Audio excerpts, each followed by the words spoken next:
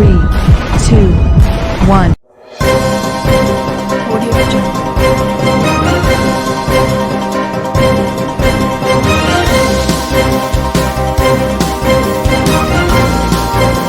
Audio Jungle. Audio Jungle.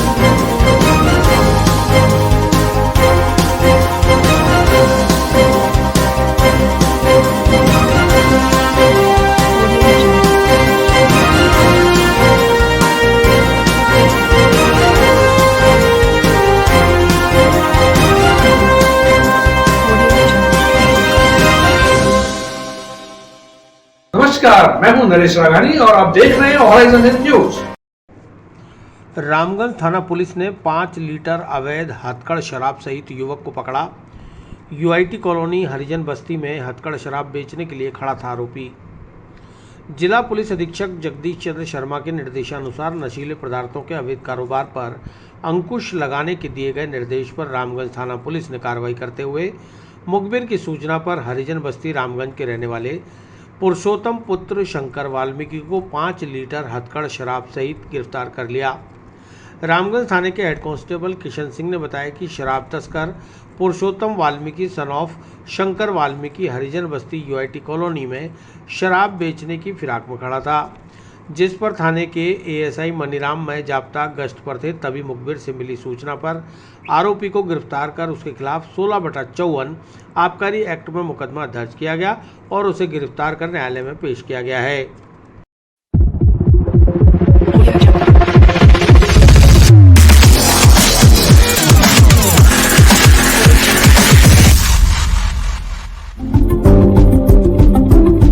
कल दिनांक 22/9/2021 को रामगंज चौकी incharge Shri Maniram assistant sub inspector में जाब्ता के गश्त रवाना हुए थे।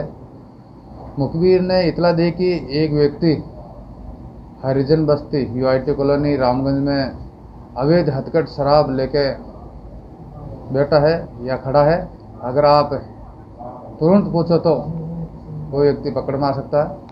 मुताबिक इतला के Shri Maniram assistant sub inspector में जाब्ता के वहाँ पर पूछे तो पुलिस को देखकर वह व्यक्ति भागने लगा, जिसको पीछा करके श्री मनीराम एएसआई में जाब्ता के पकड़ा और जरीकन के बारे में पूछा तो उसने कुछ नहीं बोला। जरीकन का ढक्कन खोल के सूंघा और चखा तो अवैध हथकड़ शराब होनी पाई गई। व्यक्ति का नाम पूछा तो अपना नाम पुरुषोत्तम सन ऑफ शंकर जाति वाल्मीकि निवासी रामगंज हरिजन बस्ती पुलिस थाना रामगंज अजमेर बताया, जिस पर थाना जब प्रकरण दर्ज करवाया, अनुसंधान जारी है। ये धारा 16/54 राजस्थान आबकारी अधिनियम है और 5 लीटर अवैध हथकड़ शराब है। रामगंज सहारा फ्रेंचाइजी ब्रांच में अपनी बचत का पैसा मांग रहे ग्राहकों से अभद्रता, मीडिया कर्मियों से की धक्का मुक्की। सहारा ने निवेशकों को किया बेसहारा, मैच्योर हुई पॉलिसियों का नहीं हुआ भुगतान, हजारों निवेशक हो रहे हैं परेशान। सहारा कंपनी में लोगों ने यह सोचकर निवेश किया था कि भविष्य में ज़रूरत पड़ने पर निवेश किया गया पैसा ब्याज सहित उन्हें मिल जाएगा और वह अपनी ज़रूरत का काम पूरा कर पाएंगे, लेकिन सहारा कंपनी ने निवेशकों के साथ धोखा किया है। निवेशकों का एजेंटों के जरिए जमा किया गया और निवेश किया गया लाखों करोड़ों रुपया आज सहारा कंपनी वापस भुगतान नहीं कर पा रही, जिसकी वजह से देश भर के लाखों निवेशक परेशान हो रहे हैं। गुरुवार को अजमेर में रामगंज सहारा फ्रेंचाइजी ब्रांच पर ऐसे ही कुछ निवेशकों ने अपनी पीड़ा व्यक्त करते हुए अपना पैसा वापस दिलवाने की मांग की। निवेशक विक्की कोटाई और शीतल ने बताया कि उनका काफ़ी पैसा सहारा इंडिया में जमा है। 3 लाख रुपए 3 साल से इनके पास पड़े हैं। कोरोना के दौरान पैसों की बहुत ज़रूरत थी। इस बीच उनकी माताजी का भी कोरोना की वजह से निधन हो गया, लेकिन सहारा ने पैसे नहीं लौटाए। बार बार तकाजा करने के पर सिवाय आश्वासन के कुछ और नहीं मिलता। सहारा कंपनी के कर्ता धर्ता सुब्रतो राय खुद जेल में है, लेकिन ग्राहकों और उपभोक्ताओं का पैसा नहीं लौटा रहे, जबकि सहारा के नाम अरबों रुपए की संपत्ति पड़ी है। सरकार भी इस मामले में दखल नहीं दे रही, जिससे कि लाखों निवेशकों को उनका भविष्य के लिए जमा किया गया पैसा वापस मिल सके। ऊपर से कर्मचारियों को मोटी तनख्वाह देने के लिए इनके पास पैसे हैं, लेकिन उपभोक्ताओं जिन्होंने अपनी पाई जमा करके इनको दी, उनका पैसा वापस नहीं लौटाया जा रहा। अब उसमें जाओ, वहाँ बोलना लेकिन जाओ जाओ यहाँ से कमाने के लिए ये कोई तरीका थोड़ी है। हम पैसे मांगते गरीब आदमी बराजे भी तो आए, 3 साल हो गए खाता खत्म हुए भैया सारा इंडिया में। भैया देखो मैं हूँ अनपढ़, देखो मेरे को तो ये भी मालूम नहीं खाता काका है सारा इंडिया में। और अब मेरे को 30 एक हज़ार भैया, और 3 साल हो गए खत्म हुए हुए। और मेरे ये भी ब्रांड नहीं है वहाँ की भैया, मैं तो यहाँ गलती से आ गई, लेकिन मैं पैसे मांगती हूँ। 3 साल से परेशान हो रही हूँ मैं। गलत बोला हमने, आप यहाँ से जाओ, आप लोग बैठे हो अमन किलो ये बात गलत है। जो गलत बोला हमने ये भी गलत बात है। सर हमारे एक्चुअली क्या पेमेंट फंसा हुआ है सारा इंडिया में। अब इसको बात को होने को आज 9 महीने होने को आ गए हैं। और ना इस बीच दुखद घटना ये हो गई कि हमारी मदर भी एक्सपायर हो गई कोरोना मामले में। और ना कुछ घर के ऐसे काम भी थे जिस वजह से हमें कर्जा लेना पड़ा है, पर अब समय पे हमारा भुगतान नहीं हो पा रहा है, जिस वजह से हम बहुत परेशान चल रहे हैं। अब इसका पता नहीं कब समय होगा और कब ऐसा इसका पैसा मिलेगा, इसका हमको पता नहीं है। अभी इनकी तरफ से भी कोई ऐसा आश्वासन नहीं है कि समय पे कौन से समय पे आपको मिलेगा। हाँ ये कह रहे हैं कि समय पे होते ही सबसे पहले आपका ज़रूर करवाएंगे। अब देखें सर क्या कहते हैं, आगे क्या मामला होता है वो तो सर वो समय बता नहीं पा रहे हैं ना। ये भी इन्होंने क्या अखबार में इन्होंने सुब्रतो राय का एक ऐड दिया हुआ है जिसमें इन्होंने कहा हुआ है कि भाई समय पहले आते ही आपका काम करवा देंगे। सबका समय वो समय का कुछ भी ये पुष्टि नहीं कर पा रहे हैं। वहीं उपभोक्ताओं की पीड़ा पर सारा फ्रेंचाइजी ब्रांच का रिएक्शन जानने पहुंची मीडिया के साथ वहां मौजूद कुछ कर्मचारियों या यूं कहें सुब्रतो राय द्वारा नियुक्त किए गए गुंडों ने अभद्रता और धक्का मुक्की शुरू कर दी। मीडिया कर्मियों के कैमरों पर हाथ मारने की कोशिश की गई और तो और उन्हें दूसरी मंजिल से धक्का देकर नीचे फेंकने की धमकी भी दी। तू इसको नीचे रख, फिर नीचे चल, नीचे चलो रामगंज से बोला, रामगंज से बोला। अभी रुक जा, इधर करूंगा पूरा फैसला। अरे नहीं ये बोल रहे हैं फेंक देंगे, नहीं तो ना मेरी मदर की तौर पे आएंगे। अरे यार भाई बात करने का तरीका है, तसल्ली से बात कर रहे हैं यार। आपकी कोई भी फैमिली से कोई भी गलत बात नहीं है, मैं आपको ये बताता हूँ। इन आंटी ने भी कुछ गलत बात नहीं। जब इस पूरे घटनाक्रम पर रामगंज सहारा ब्रांच मैनेजर प्रकाश चंद योगी से बात की तो उन्होंने बताया कि सहारा श्री सुब्रतो राय ने समस्त मीडिया माध्यमों से अपने समस्त निवेशकों को सितंबर तक जल्द भुगतान करने का आश्वासन दिया है। सरकार और उच्चतम न्यायालय के हस्तक्षेप के बाद चल अचल संपत्तियों के बेचान के साथ ही भुगतान कराए जाने के लिए निर्देशित किया गया है। इसलिए निवेशकों को थोड़ा सा इंतजार और करना चाहिए। सभी को ब्याज सहित भुगतान किया जाएगा, लेकिन कब तक मैनेजर योगी ये नहीं बता पाए। Audio Jungle.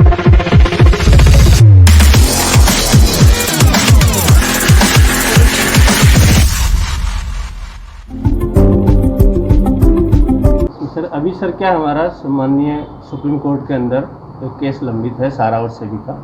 जब तक उसका निपटारा नहीं होगा तब तक हमारी संस्था भुगतान देने में असमर्थ है।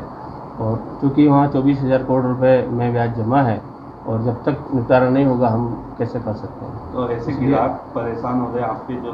बिल्कुल सर, ग्राहक की जायज़ परेशानी है और ग्राहक अपना हक मांग रहा है, कोई गलत नहीं मांग रहा है। और लेकिन अब जब तक चूँकि हम यहाँ कर्मचारी हैं, जब तक आगे से पैसा नहीं आएगा तो हम पैसा रिलीज नहीं कर सकते हैं। लेकिन हाँ जैसे ही आएगा हम आश्वासन देते हैं कि जैसे ही संस्था से कुछ भी व्यवस्था होगी तो जो ज़रूरतमंद ग्राहक है उनको हम सबसे पहले प्रायोरिटी में भुगतान करवाएंगे। नहीं सर वो गलत है सर, नहीं सर वो गलत है, ऐसा नहीं है। आप जो भी कस्टमर आएगा तो मेरे से बात करेगा तो मैं उसको सम्मानपूर्वक उससे बिठा के उससे बात कर रहा हूँ। अब दूसरा कौन आपस में वो दो ही कस्टमर उलझ जाते हैं उसका तो मेरे पास क्या जवाब है। नहीं वो तो नहीं ऐसा नहीं है सर। वो तो ये था कि भाई वो उनका खाता रामनगर ब्रांच पे है तो जाहिर सी बात है उसकी जानकारी वहीं से मिलेगी, उसकी जानकारी हमारे यहाँ से नहीं मिल पाएगी। तो उसमें ऐसी कोई बदतमीजी वाली कोई बात नहीं है।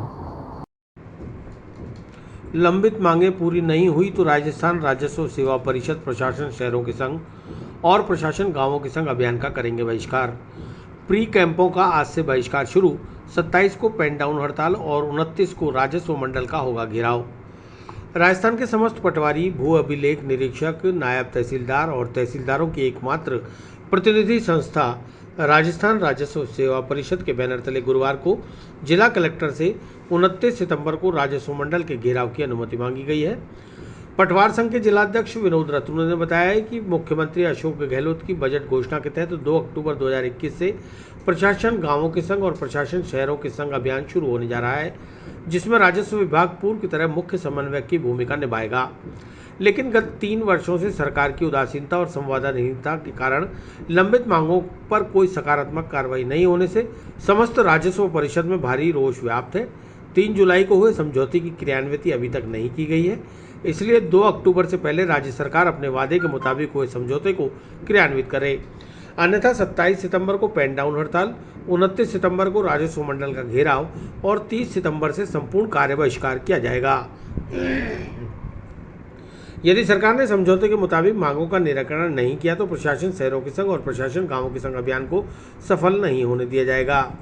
रत्नू ने बताया कि पटवारियों को हार्ड ड्यूटी अलाउंस बढ़ाने और वरिष्ठ पटवारी के पद को सृजित करने की बात पर सैद्धांतिक सहमति बनी थी।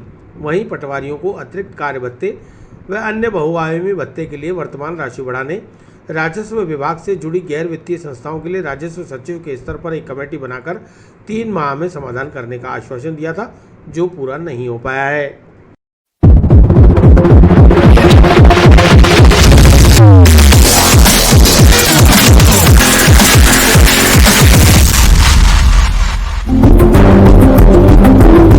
आज हम परमिशन लेने आए हैं राजस्व सेवा परिषद की जो तीनों संघ है, तीनों एजेंसियां हैं, पटवार संघ, कानूनगो संघ और तहसीलदार संघ, इसके द्वारा अपनी लंबित मांगों को लेकर, जो पूर्व में हुए समझौतों को लेकर सरकार के द्वारा जो उदासीनता बरती गई हमारे प्रति, उसके विरोध स्वरूप हमने प्री कंपो का तो बहिष्कार आज से शुरू कर दिया है। 27 सितंबर को हमारे द्वारा एक दिन का पेन डाउन रखा जाएगा और 29 सितंबर को राजस्व मंडल का घेराव किया जाएगा, जिसमें राजस्थान के करीबन 18,200 जो कर्मचारी और अधिकारी हैं, जिसमें तहसीलदार, समस्त तहसीलदार हो जाएंगे, नायब तहसीलदार, कानूनगो और पटवारी, ये सब मिलकर राजस्व मंडल का घेराव करेंगे। और सरकार हमारी मांग को नहीं मानती है और आदेश नहीं जारी करती है तो सरकार की जो महत्वाकांक्षी योजना है 2 अक्टूबर से प्रशासन गाँव के संग और शहरों के संग, इसकी विफलता की जिम्मेदारी भी सरकार की होगी। इसमें पटवारी, गिरदावर और तहसीलदार किसी भी तरीके का कोई काम नहीं करेंगे, हम पूर्ण बहिष्कार पे जाएंगे। रोडवेज वर्कशॉप से लाखों रुपए का डीजल चोरी होने का मामला आया सामने। अजमेर आगार प्रबंधक जावेद अली ने दर्ज कराई रिपोर्ट, पुलिस जुटी जांच में। माखोपुरा स्थित राजस्थान राज्य पथ परिवहन निगम के रीजनल वर्कशॉप में खड़ी 7 रोडवेज बसों से लगभग 1680 लीटर डीजल चोरी होने का मामला सामने आने के बाद रोडवेज प्रबंधन पड़ताल में जुट गया है। वहीं चोरी की रिपोर्ट आदर्श नगर थाने में दर्ज कराई गई, जहां से आई पुलिस ने वर्कशॉप का मौका मुआयना कर अज्ञात चोरों की तलाश शुरू कर दी है। अजमेर आगार रोडवेज प्रबंधक जावेद अली ने बताया कि वर्कशॉप के प्रबंध संचालक का फोन आया कि बसों से डीजल चोरी हो गया है, जिस पर उन्होंने वर्कशॉप पहुंचकर मौका निरीक्षण किया। चोरों ने वर्कशॉप की दीवार तोड़कर बसों से डीजल चुराया है और चुराए गए डीजल की कुल कीमत 1,37,000 रुपये के आसपास है। चोरी की सूचना पुलिस को दे दी गई है। पुलिस टीम ने घटनास्थल का निरीक्षण कर अनुसंधान शुरू कर दिया है। पूरे वर्कशॉप का गहन निरीक्षण कर पता लगाया जा रहा है कि चोरों ने किसी और वारदात को तो अंजाम ना दिया है।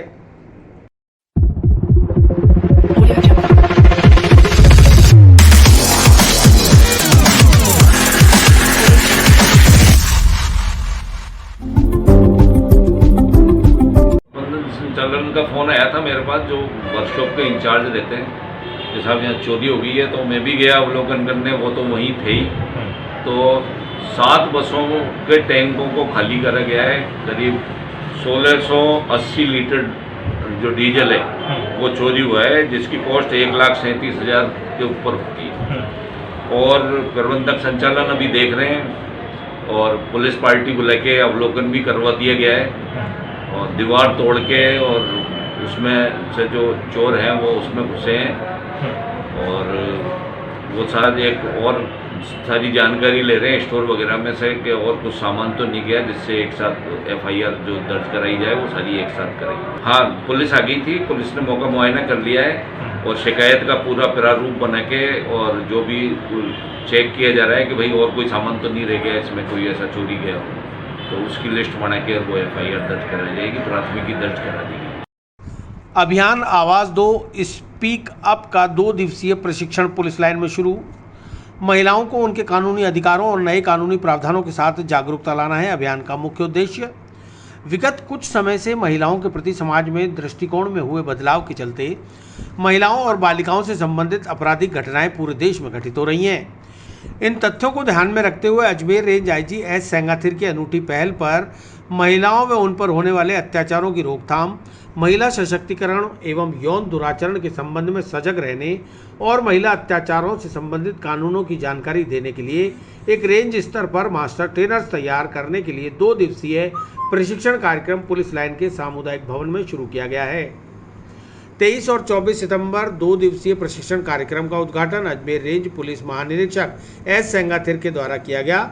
उन्होंने बताया कि रेंज के सभी जिलों में आवाज़ दो अभियान के प्रचार प्रसार के लिए अतिरिक्त पुलिस अधीक्षक, उप पुलिस अधीक्षक रैंक का एक नोडल अधिकारी नियुक्त किया गया है, जिसके अधीन 10 पुलिस कर्मियों, जिसमें महिला पुलिस कर्मियों को विशेष वरीयता प्रदान की गई है, का चयन किया गया है। चयनित पुलिसकर्मी जिले में एक टीम की तरह कार्य करते हुए आवाज़ दो अभियान के तहत किए जाने वाले कार्यक्रमों के सफल संचालन के लिए भरसक कोशिश करेंगे। जिलों में चयनित उक्त टीम को रेंज स्तर पर 2 दिवसीय कार्यक्रम के अंतर्गत विशेषज्ञों द्वारा तैयार एक ट्रेनिंग मॉड्यूल द्वारा प्रशिक्षित किया जा रहा है, जिसमें प्रशिक्षित पुलिसकर्मी अपने संबंधित जिलों में जाकर आम जनमानस तक आवाज़ दो कार्यक्रम की मूल भावना, जिसमें महिलाओं पर होने वाले अत्याचारों की रोकथाम, महिला सशक्तिकरण एवं यौन दुराचार के संबंध में सजग रहने व महिला अत्याचार से संबंधित कानूनों की जानकारी प्रदान करेंगे।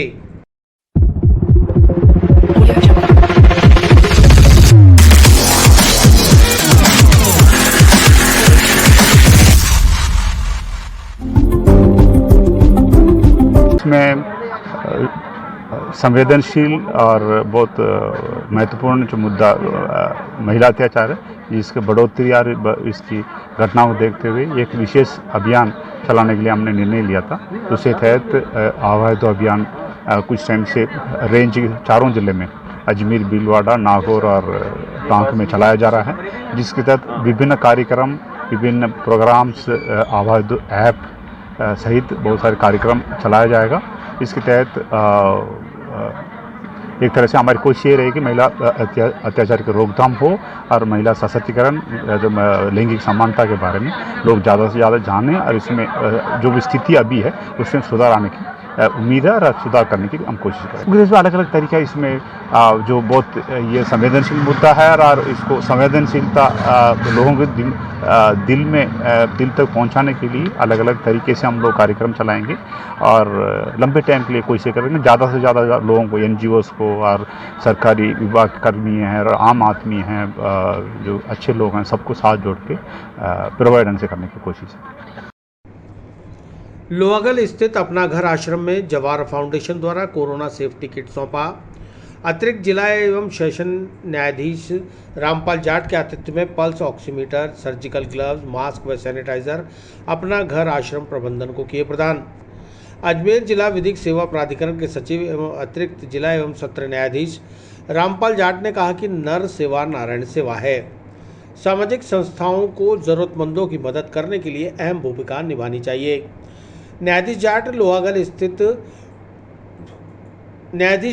लोहागल रोड स्थित अपना घर आश्रम में स्वयंसेवी संस्थाओं के प्रतिनिधियों से औपचारिक बातचीत कर रहे थे। उन्होंने कहा कि समाजसेवी संस्थाएं लाचार, दिव्यांग व जरूरतमंदों की सहायता के लिए तत्परता से काम करें। उन्होंने कहा कि कोविड-19 संक्रमण लॉकडाउन के कारण जरूरतमंदों की मदद के लिए कई समाजसेवी संस्थाओं ने हाथ बढ़ाए, उन्हें नियमित रूप से सेवा करते रहना चाहिए। जवाहर फाउंडेशन के प्रभारी शिव कुमार बंसल ने बताया कि कोविड-19 संक्रमण के बचाव के लिए राजस्थान सरकार द्वारा चलाए जा रहे जागरूकता अभियान के तहत जवाहर फाउंडेशन एवं जिला विधिक सेवा प्राधिकरण द्वारा गुरुवार को लोहागल रोड स्थित अपना घर आश्रम में अतिरिक्त सेशन न्यायाधीश रामपाल जाट और जवाहर फाउंडेशन के प्रभारी राजेंद्र गोयल के नेतृत्व में आश्रम प्रबंधन को सेफ्टी किट सौंपा गया, जिसमें pulse oximeter, surgical gloves, mask और सैनिटाइजर प्रदान किए गए। इस अवसर पर जवाहर फाउंडेशन के रजनीश कुमार, महेश चौहान, गणेश चौहान, सुमित मित्तल, सुरेश सोनी, पीयूष सुराणा, उमेश सोनी, सुशीला गहलोत, अभय मीणा ने वृद्धाश्रम में रह रहे वृद्धों की सेवा करते हुए उन्हें फल वितरित किए।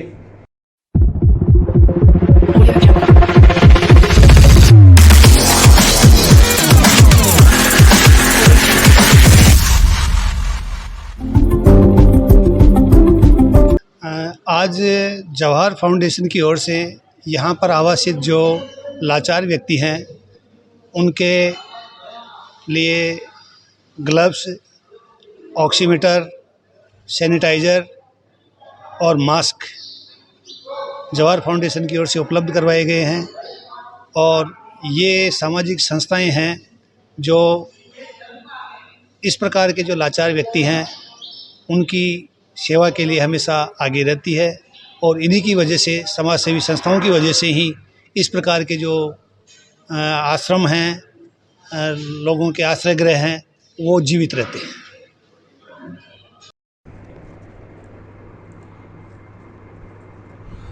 दरगाह के सबीली गेट का होगा जीर्णोद्धार, दरगाह कमेटी की बैठक में लिया गया निर्णय। महान सूफी संत हजरत ख्वाजा गरीब नवाज की प्रबंध कमेटी की बैठक गुरुवार को गरीब नवाज अतिथि गृह में नायब सदर मुनव्वर खान की अध्यक्षता में संपन्न हुई। बैठक में दरगाह शरीफ के विकास के मुद्दों के साथ प्राथमिकता पर सबीली गेट को चौड़ा करवाए जाने का निर्णय लिया गया। बैठक में सदस्य सपात खान, जावेद पारेख, सैयद बाबर अशरफ और फारूक आजम व नाजिम अशफाक हुसैन ने भाग लिया। मुनव्वर खान ने बताया कि दरगाह कमेटी का प्रयास है कि पिछले 2 साल में कोविड-19 की वजह से जो विकास कार्यों की गति में समस्याएं आई हैं, उसे जल्द कमेटी द्वारा दूर करने का प्रयास किया जाए। इसके साथ ही दरगाह कमेटी विभागीय स्तर पर लंबित कार्यों को भी पूरा करने के लिए जिला प्रशासन और संबंधित विभाग से संपर्क करेगी। कमेटी सदस्य जावेद पारेख ने बताया कि इस साल आखिर तक महिला कॉरिडोर के कार्य को पूरा करने का प्रयास किया जाएगा, ताकि फरवरी 2022 में आयोजित होने वाले ख्वाजा साहब के उर्स में ज़ायरीन को इसका लाभ मिल सके।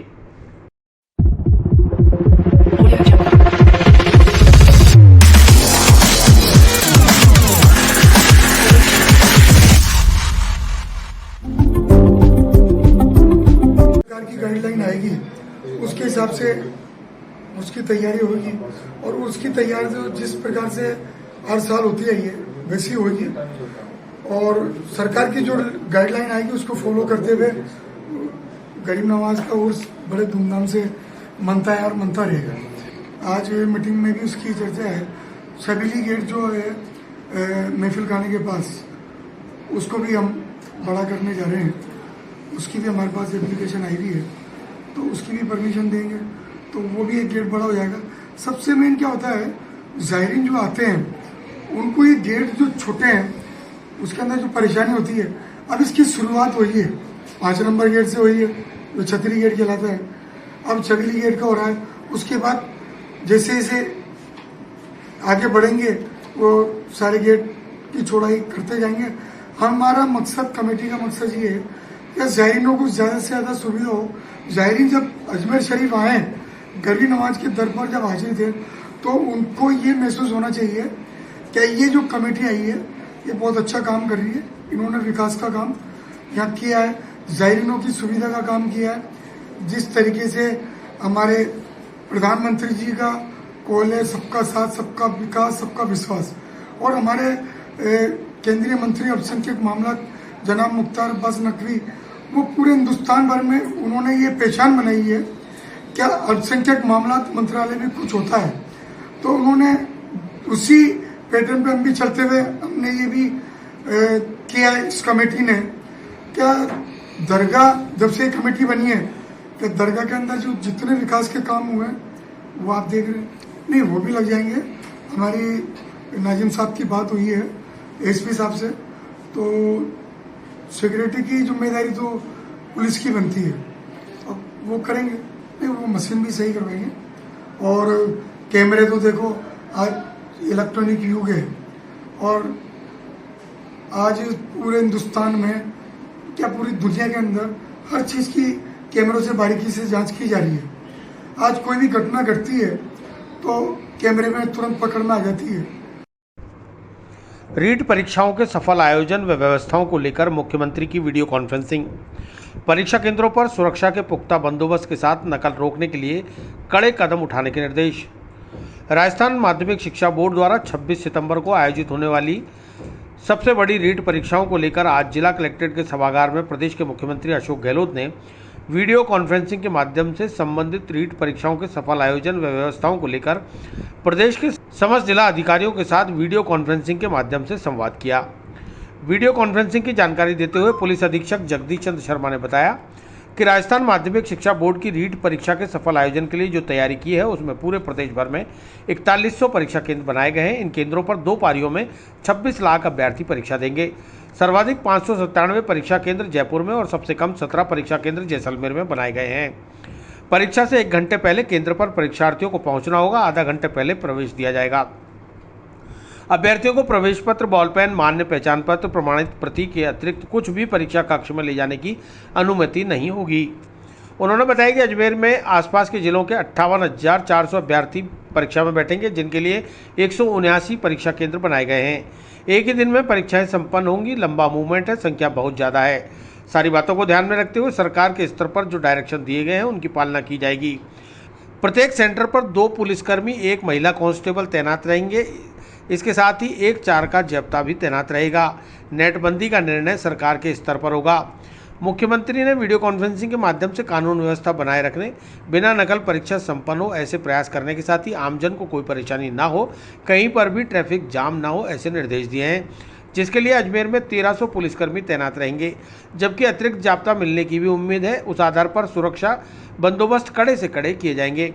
परीक्षा के बाद जहां प्रश्न पत्र रखे जाएंगे वहां भी पुलिस की कड़ी सुरक्षा रहेगी।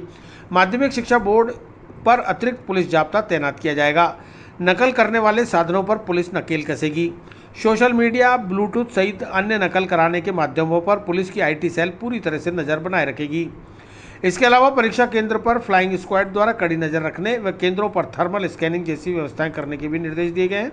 वीडियो कॉन्फ्रेंसिंग में संभागीय आयुक्त डॉक्टर वीणा प्रधान, अजमेर महानिरीक्षक पुलिस S सेंगाथिर, जिला कलेक्टर प्रकाश राजपुरोहित, पुलिस अधीक्षक जगदीश चंद्र शर्मा, ADM सिटी गजेंद्र सिंह राठौड़ सहित विभिन्न विभागों के अधिकारी मौजूद रहे।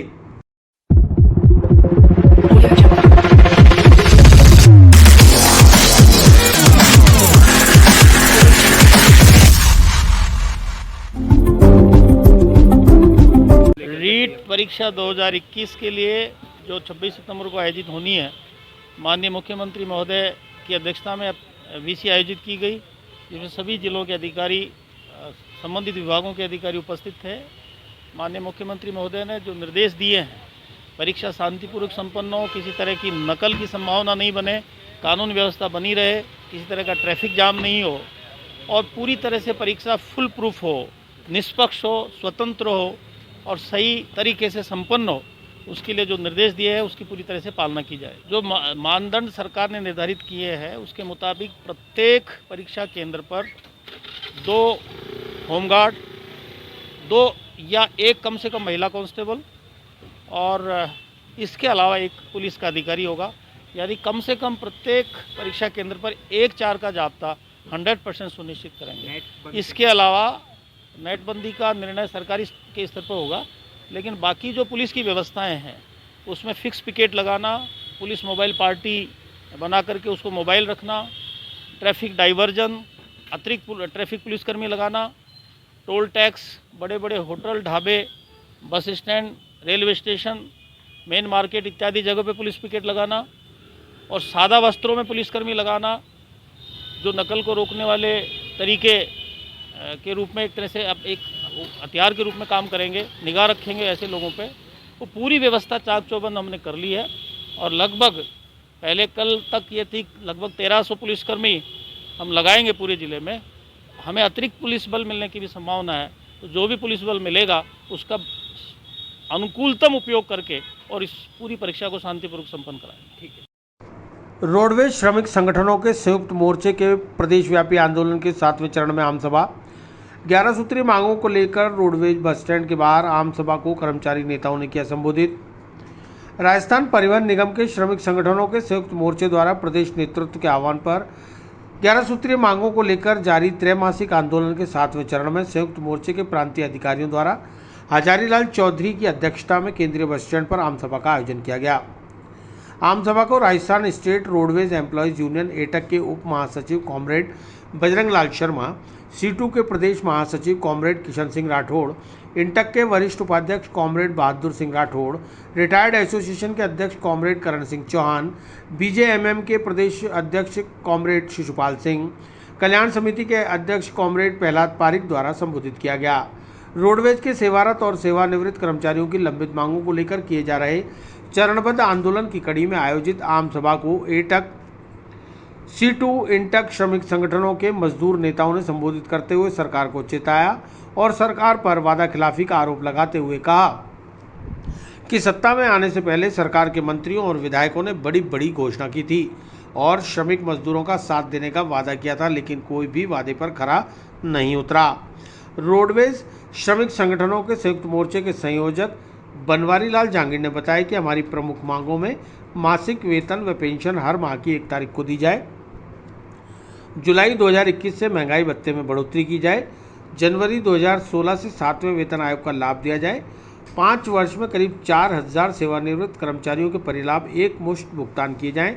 सरकार और प्रबंधन ने मांगों पर कोई सकारात्मक रुख नहीं अपनाया तो 27 अक्टूबर को 1 दिन की हड़ताल रखकर रोडवेज का चक्का जाम किया जाएगा।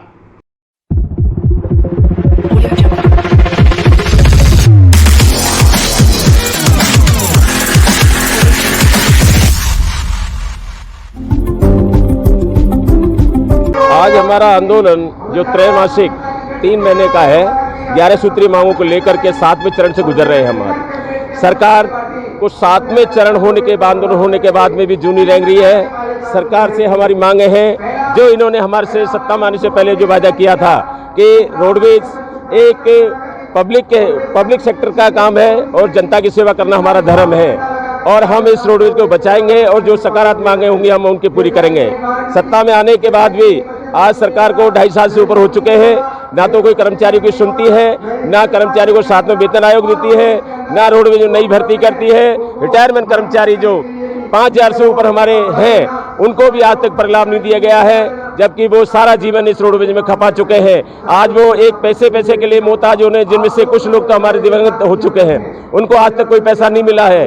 और हमारी जो प्रमुख मांग है नई भर्ती है, रोडवेज का विकास कैसे हो, रोडवेज में बसें दिलाई जाए और रोडवेज के कर्मचारियों को 7वें वेतन आयोग दिया जाए, जो कि सभी निगम मंडल और राजस्थान सरकार ने स्टेट में पूरे सबको लागू कर चुकी है। हमारी कोई नई मांग नहीं है, वही पूर्व सरकार से थी और वही प्रमुख हमारी मांग इस सरकार से है। हम चाहते हैं कि सरकार समय रहते हुए आंदोलन को और उग्र नहीं बनाए और इन जायज मांगों को मान लेकर के कर्मचारियों को राहत और राजस्थान की जनता को राहत प्रदान करे, क्यों कि ये जनता सभी पैसे वाले नहीं है, मजदूर लोग आते हैं। अभी 2 महीने जो कोरोना काल चला था, लोगों को त्राता रोटी पानी के लिए तरस गए थे, गाड़ियां नहीं मिली और जो अवैध वाहन चलते हैं उन्होंने दिन दुगने पैसे मजदूरों से ऐंठे। तो राजस्थान सरकार और जनता को इतना भरोसा है कि राजस्थान रोडवेज एक मजदूर वर्ग के हित की है और जनता की सेवा करती है। कोरोना काल में भी रोडवेज कर्मचारियों बहादुर के साथ में इनका साथ दिया और पूरा कंधे से कंधे लड़कर सरकार के साथ में यात्रियों को ढोया। और फिर भी सरकार आज 3 साल होने के बाद भी राजस्थान रोडवेज के कर्मचारियों के प्रति उपेक्षा बरत रही है। ना तो इनको कोई देना चाहती है 7वां वेतन आयोग, कोई ये नई चीज नहीं है। रोडवेज की भर्ती कोई नई चीज नहीं है, क्यों सरकार को पता है रोडवेज कर्मचारी नहीं है। 12-13 हजार कर्मचारी बचे हैं, किसी टाइम में 27,000 कर्मचारी होते थे। राजस्थान लंबा चौड़ा है, राजस्थान को कम से कम 5,500 गाड़ियों की आवश्यकता है, जो आज की तारीख में रोडवेज के पास 3,000 गाड़ियां हैं। और भर्ती होगी, रोजगार मिलेगा, राजस्थान की जनता को मिलेगा, कर्मचारी को नहीं मिलेगा। कर्मचारी को तनख्वाह मिलेगी, काम कर रहे हैं, उसका तो कोई नया काम नहीं है। और गाड़ियां मिलेंगी तो जनता को मिलेंगी। सरकार जब वायदा करती है तो उसका पूरा भी निभाए। और हम तो उससे यही कहेंगे कि आंदोलन के चलते हुए ज़्यादा हमें सरकार के विपक्ष में नहीं जाना पड़े। अगर सरकार नहीं मानेगी तो हम हड़ताल तक भी जाएंगे, हड़ताल करेंगे और आगे तक लड़ेंगे जब तक हमारी मांगे पूरी नहीं होगी। विशेष सुरक्षा इंतजामों के साथ माध्यमिक शिक्षा बोर्ड कार्यालय से रीट परीक्षा सामग्री रवाना। बोर्ड अध्यक्ष डॉक्टर डीपी जारोली ने माल्यार्पण कर पूजा अर्चना के साथ 33 वाहनों को किया रवाना। राजस्थान माध्यमिक शिक्षा बोर्ड की ओर से आयोजित होने वाली सबसे बड़ी रीट परीक्षा 26 सितंबर को आयोजित होगी। इससे पूर्व रीट परीक्षाओं के लिए परीक्षा सामग्री राजस्थान माध्यमिक शिक्षा बोर्ड कार्यालय परिसर से विधिवत पूजा अर्चना के साथ रवाना की गई। गुरुवार प्रातः 8 बजे परीक्षा सामग्री लेकर 33 वाहन बोर्ड कार्यालय से रवाना हुए। इससे पूर्व बोर्ड अध्यक्ष डॉक्टर डीपी जारोली ने विधिवत पूजा अर्चना कर प्रथम वाहन के टायर के नीचे नारियल फोड़कर इस शुभ कार्य की शुरुआत की। उन्होंने मीडिया से बात करते हुए बताया कि वाहनों में सुरक्षा के बीच प्रभारी के रूप में एक व्याख्याता, 2 कर्मचारी, 1 चतुर्थ श्रेणी कर्मचारी भेजा जा रहा है। परीक्षा सामग्री में परफॉर्मा, OMR शीट, हाजिरी रजिस्टर आदि सामग्री शामिल है। सुबह 8 बजे वाहनों को रवाना करने का कारण है कि दूर से दूर बाड़मेर और जैसलमेर जैसे परीक्षा केंद्रों पर भी देर शाम तक परीक्षा सामग्री पहुंच जाए। उन्होंने कहा कि सभी विभागों के सहयोग से प्रदेश की सबसे बड़ी रीट परीक्षा शांतिपूर्ण तरीके से संपन्न करा ली जाएगी, ऐसी उन्हें आशा है।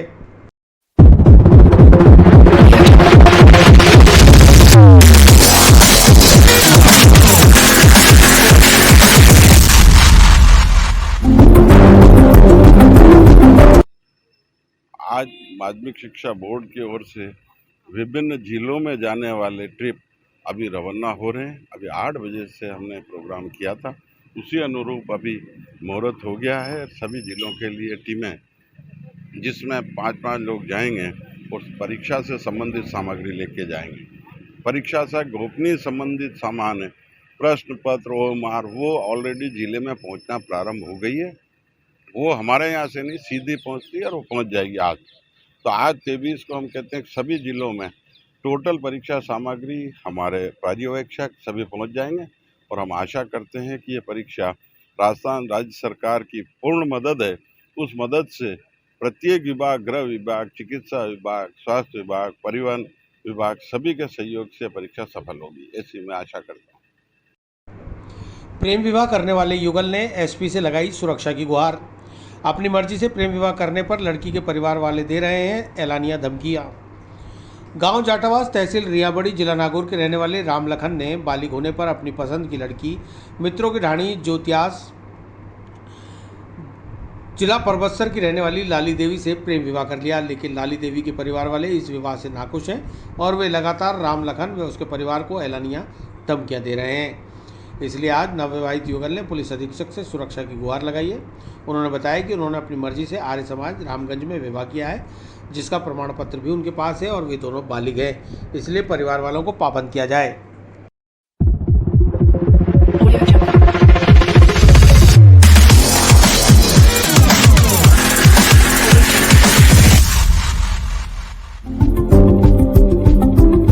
तो 2.5 साल से अच्छी तरह से हम जानते हैं, हम दोनों बालिग हैं। अब इसके घर वाले मेरे घर पे जाके थाने वगैरह लेके परेशान कर रहे हैं घर वालों को। तो हम एसपी साहब से यहाँ मदद के लिए आए हैं। हमने अजमेर ही हमने शादी की है और अजमेर इसलिए एसपी साहब से मदद के लिए आए हैं। हमें प्रोटेक्शन चाहिए एसपी साहब का, और जो इसके घर वालों को क्या है क्या नहीं है वो सब पता चल जाए। कैसे मुलाकात हुई थी? हम दोनों की शादी के अंदर मुलाकात हुई थी।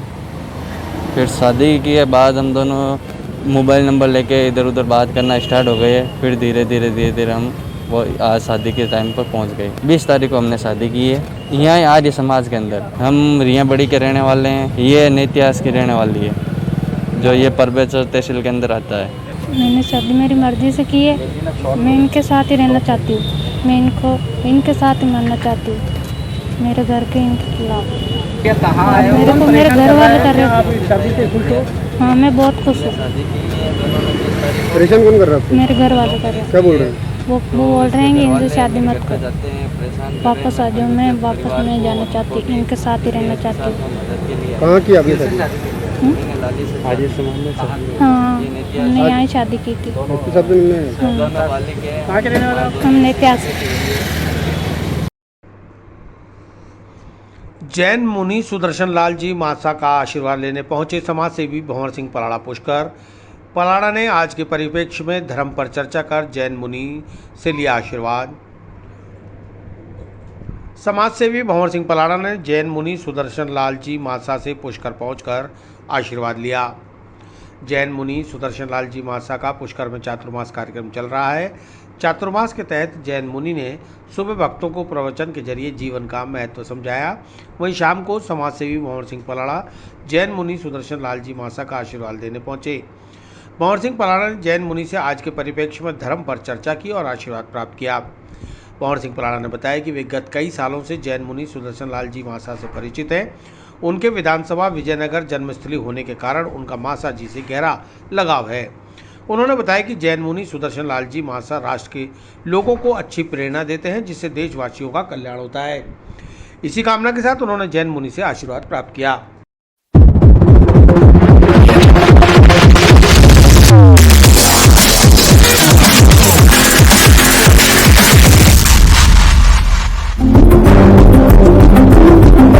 सुदर्शन सुदर्शन मुनि जी से कई वर्षों से जुड़ा हुआ हूँ और सबसे मेरा सौभाग्य है कि हमारी मथुरा विधानसभा क्षेत्र के विजयनगर के आप के जन्म और निवासी है।